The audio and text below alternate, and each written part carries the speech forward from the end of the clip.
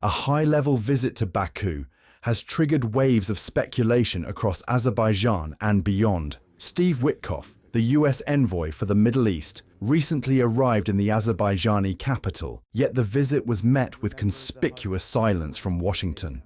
In her article for Israel Nation News, Rachel Avraham, CEO of Dona Gracia Center for Diplomacy and an Israel-based journalist, points out that while Azerbaijan's media has confirmed the visit, the absence of any US statement has led to widespread conjecture about the true nature of Witkoff's mission. According to the author, initially, many believed the timing pointed to progress in peace talks between Armenia and Azerbaijan.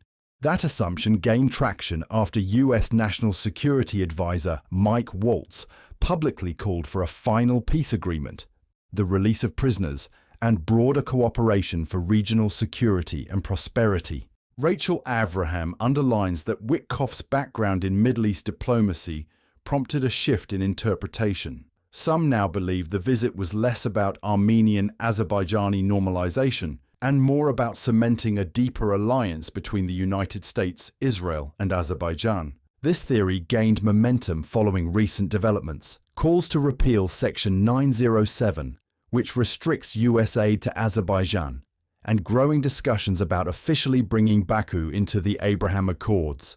As a Muslim-majority, Shia country, Azerbaijan has positioned itself uniquely in the region. Its strong ties to Israel and the United States, alongside its independence from Iranian influence, have made it a strategic ally in an increasingly polarized region. Despite sharing a border with Russia and a Soviet legacy, Azerbaijan has preserved its political autonomy.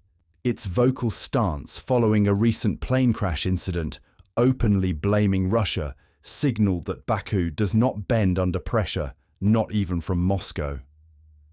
Azerbaijan's long-standing relationship with Israel and its energy cooperation with the European Union only reinforce its image as a pro-Western player. Its recent opening of an embassy in Israel is a symbol of that strategic alignment. Against this backdrop, Azerbaijan is emerging as a rare diplomatic bridge able to navigate relations with Russia and Iran while fostering close ties with the West.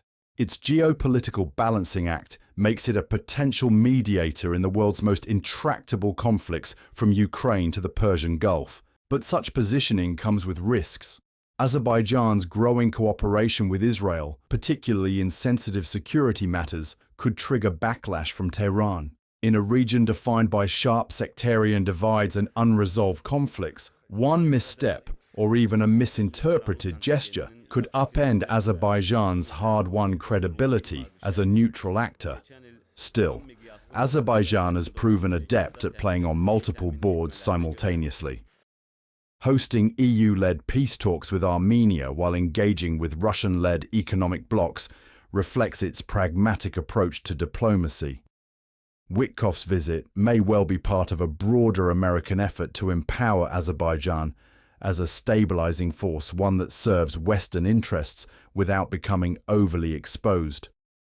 In many ways, this strategy mirrors the business-like diplomacy seen during the Trump-era transactional, interest-based, and results-driven. For Washington, peace doesn't require perfect alignment, only predictable cooperation and mutual benefit. But navigating alliances in the South Caucasus is no easy task. Deep-seated grievances, overlapping interests, and historical wounds complicate every negotiation. Azerbaijan's challenge will be to continue maneuvering between opposing forces without losing its footing or credibility. Whether Witkoff's visit marks a turning point or just another chapter in the region's complex political calculus remains to be seen. What is clear, however, is that Azerbaijan is no longer just a participant. It is increasingly becoming a platform for regional and global diplomacy,